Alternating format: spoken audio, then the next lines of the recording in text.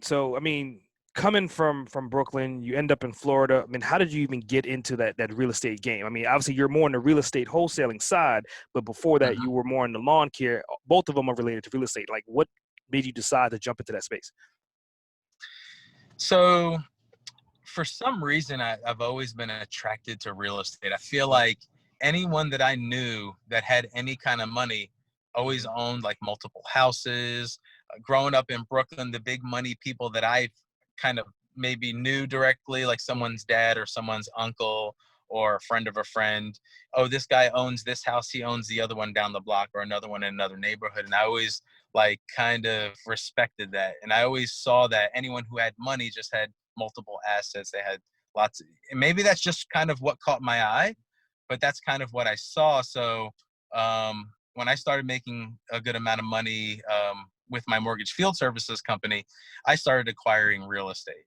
And when I started acquiring real estate, um, you start keeping your eyes open a little bit more, and certain things start coming in your direction.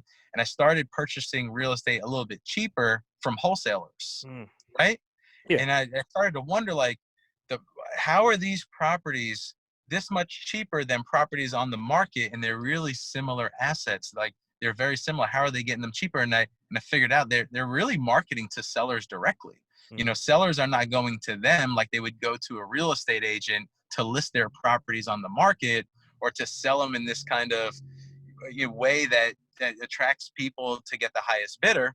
They market to the sellers directly, and there's tons of tactics, and that's a huge story. That's an episode in itself. yeah. But they market to the sellers directly, and then it's really this entirely different way to do sales. It's more like just a one-on-one, just me and Chanel haggling, on a number, and then what that does is there's not five people in the mix and they're all bidding the price up and the property doesn't go to the highest bidder at that point. It's now similar to when we were younger and we were going to like the corner Christmas tree sales guy, Yeah. and my dad would haggle with that guy to give him 19 bucks instead of 22 bucks. Yeah. It really feels very similar to that way of sales rather than the modern, online submissions or realtors getting multiple parties to bid the prices up and stuff like that. So, it's kind of always fascinated me.